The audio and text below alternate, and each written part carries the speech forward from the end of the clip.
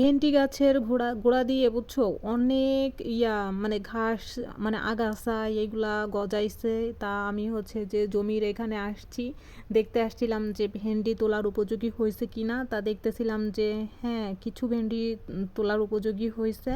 আর এই যে হচ্ছে যে আমি দেখো এই যে ভেন্ডি গাছের গোড়া থেকে, অনেকে ভেন্ডি বলে অনেকে ঢ্যাঁড়স বলে, আমি ঢ্যাঁড়সও বলি ভেন্ডিও বলি বুঝছো। এই যে ঢ্যাঁড়স গাছের গোড়া থেকে দেখো আমি ঘাস উঠাইতেছিলাম, কারণ এই যে যে আগাছা মানে বুনো যে হচ্ছে যে গাছ লতা পাতা এইগুলা হচ্ছে যে গাছের গোড়ায় হইলে গাছটা তখন আর বাড়তে পারে না।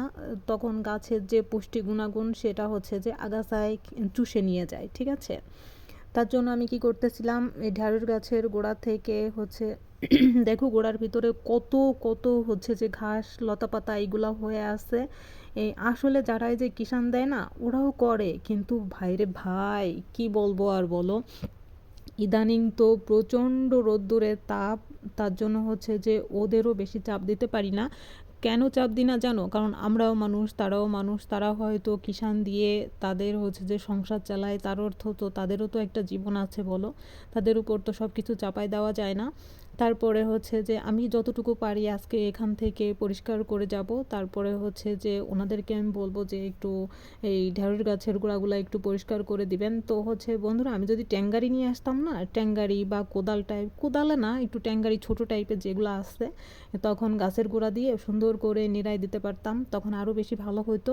তো হচ্ছে যে দেখো এই যে রোদ্দুরে মানুষ, রোদ্দুরে তাপেই তো মনে করো যে ঘিলুন টিলুন নড়ে যাচ্ছে যে কি করবে না করবে, এরকম একটা ব্যাপার। এখানে যদি আমি ফ্রিজের এক বোতল পানি, ঠান্ডা পানি নিয়ে আসতাম তাহলে আমার বেশি আরও বেশি ভালো হইতো বুঝছো। ছোটো তো হাসতাছে, ছোটো এক জায়গায় ছাওয়া জায়গায় খুব সুন্দর করে দাঁড়ায় আসছে। আমি যেভাবে ঘাস উঠাইতেছিলাম মানে ভেন্ডি গাছের গোড়া থেকে, ঢেঁড়স গাছের গোড়া থেকে, ঠিক আছে, ছোটো এদিকেও আসতেছে না ওদিকেও আসতেছে না, বলছি সুন্দর করে একটু ভিডিও করে দাও যাতে আমার পেজে বন্ধুরা হচ্ছে যে ওদের সঙ্গে একটু শেয়ার করতে পারি, ওরাও দেখতে পারে যে সুমাইয়া কত কাজে, ঠিক আছে। শুধু রান্না বাড়া থেমে নাই, ফসলেরও পরিচর্যা করতে পারে। দেখো বন্ধুরা কি পরিমাণে ঘাস গজাইছে দেখছো, তাহলে ঢেঁড়স গাছগুলো কেমন হবে বলো। আজকে ভালো হবে। এই ঢেঁড়স গাছগুলো আমি যতটুকু পারতেছি পরিষ্কার করে যাওয়ার চেষ্টা করতেছি।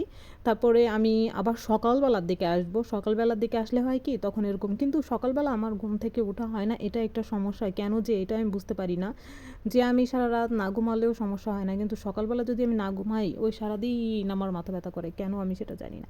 যাই হোক, এই দেখো আমি সব খুঁজে খুঁজে ঢেঁড়স গাছের গোড়া দিয়ে দেখতেছিলাম যে আর কোনো পরগাছা আগাছা, তারপরে হচ্ছে যে এই যে যেটা দুগলা দুগলা দুর্বা যে যেটা বলে এরকম ঘাসগুলা দেখো উঠায় উঠায় নিচ্ছিলাম শিকড় সহ মাটি সহ, যাতে পরবর্তীতে এই আগাছা আর ওখান দিয়ে মানে ঢেঁড়স গাছের গোড়া দিয়ে আর না গজায়। দেখো ঢেঁড়স গাছগুলো কত সুন্দর হয়েছে, মাশাল্লাহ অনেক ফলন দিবে, অনেক ফলন আশা করতেছি। অবশ্যই আল্লাহর একটা রহমত, তাই না।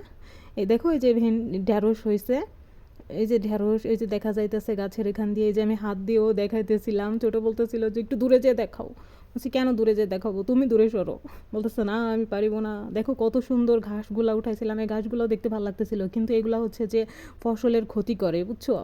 যে যে যে কিছু ফসলের ক্ষতি করবে তা তো রাখা যাবে।